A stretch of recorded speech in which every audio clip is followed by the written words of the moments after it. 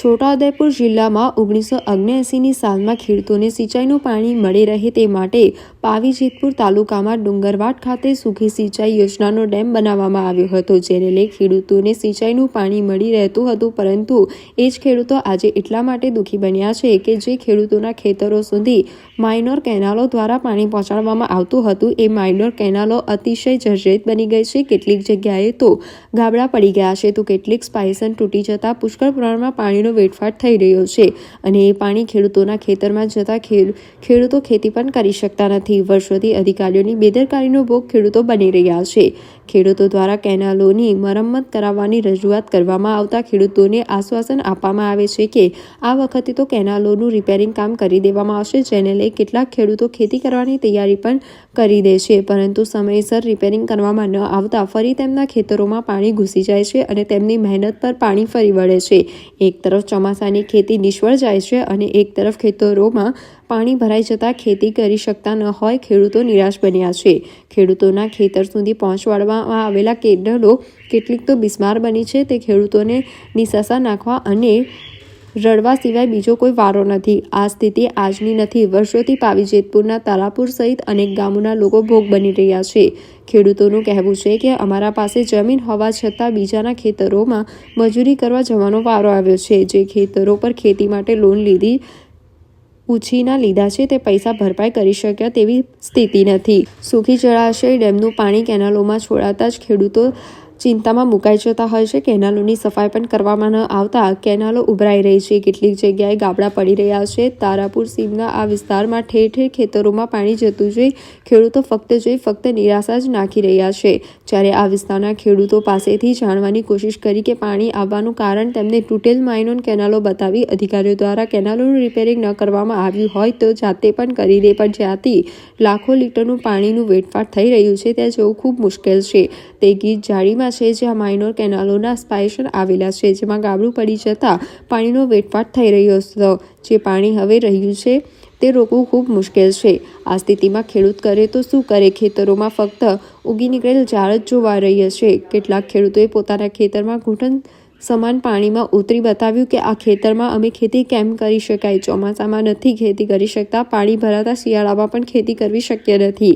આ જ પાણી ઉનાળા સુધી રહેતા ઉનાળુ પાક પણ ન રહી શકે. હવે જગતનો તાત કરે તો શું કરે? શું કરવા સાહેબ? કંઈ પાકતું નથી, કશું નહીં. આ બેંકો વાળા જપતા નહીં. આવું 15 વર્ષથી આ કેલાનો વાળા સાફ કરતા નથી. વરાપ થતો નહીં. હું ઓરું મેં કહો એક સાલીની જમીન મેં છે તમે હવે અમને આવતા સરકાર પર તેથી મેં હવે પોણી થઈ ગયું. અમને તલાવ જન ભરાની જાય. બરોબર, શું કરું? હાવ કેમ એવું? હા, તમે પાકતું નહીં તો પછી હું તો ઓરીએ આ કેલન ને લીધે. કેલાનો સાફ નહીં કરતા, કોઈ અધિકારીઓ આવતા નહીં. પ્રમુખ મંત્રી પર અધિકારીઓને પૂછે તા કે પ્રમુખ મંત્રીને વાત કરો. એમને વાત કરીએ તા કે થઈ થશે તઈ થશે, બીજું થાય નહીં. આવું બોલે. તો એમને સરકાર પૈસા આપે છે મંત્રીને પ્રમુખને, એમને રિપેર કરાવવું જોઈએ ને. આ 15 વર્ષથી તમે આ જમીન પડી રહી છે, શું કરવાનું? હવે સતી જમીન અમારે જવું પડે બસ મજૂરી.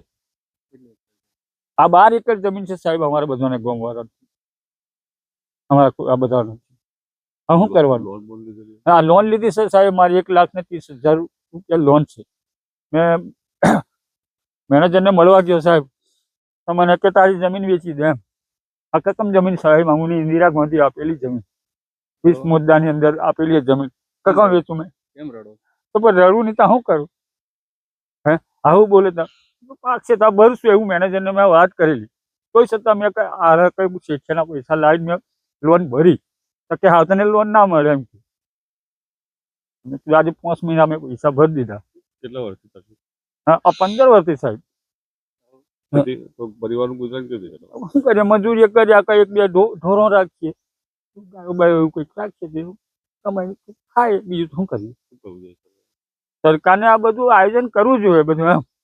હવે મેનેજર આવું કહેતો હોય કે તું જમીન વેચી દે તો અમારે જવું કે આ 2 એકર જમીન હોય અમારે, પરિસ્થિતિ કેવી થાય? અમારી મરી જ જવાનું. દવા લઈને રોગ વગર પી લેશું વળી. 80 ડેમ બાંધવામાં આવેલો પણ અમે સુખી હતા, પણ અત્યારે બધા દુઃખી છે. કેમ કે શિયાળુ પાકે નિષ્ફળ ગયો અને અત્યારે ચોમાસાનો પાકે નિષ્ફળ ગયો. ને અત્યારે શિયાળામાં શિયાળામાં એવું જ છે, નિષ્ફળ જ છે. કેનાલો સાફ નહીં. કેનાલો સાફ કરતા નથી ને અમારી માંગણી કેનાલો સાફ કરવાની છે. કેમ આવું કેમ થાય? અધિકારી દેખતા જ નહીં પછી અથવા જમીન હે. તો કેમ આવી પરિસ્થિતિ શું કારણે છે એમ? શું કારણે એમ કે કોઈ દેખવું તો જોઈએ ને, કેનાલ કઈ તૂટેલો છે કે ફાટેલો છે, પાણી વેરાય છે, એ કોઈ દેખતું જ નહીં. એ પાણી ક્યાં જાય? બધા ખેતરો લોકોના ખેતરોમાં જાય છે ને બધું બગાડે છે. ગુજરાન કરવા માટે બીજાના ખેતરમાં મજૂરી કરવા જાય છે. તો શું માંગ સરકાર જોડે? સરકાર જોડે ત્યાં કેનાલ રિપેર થાય એ અમારી માંગ છે. અમે ચોમાસાની ખેતી કઈ અમને મળી નહીં, પાણી ભરાય એટલે ચોમાસાની ખેતી નહીં મળી. હવે શિયાળો ખેતીમાં ખેડીને તૈયાર કરી નાખ્યું, બિયારણ લઈ આવ્યા અને પાણી ભરાઈ ગયું. હવે પાણી ચાલુ હોય તો અમારે કઈ રીતે ખેતી કરવાની? કેવી રીતે પાણી આવ્યું?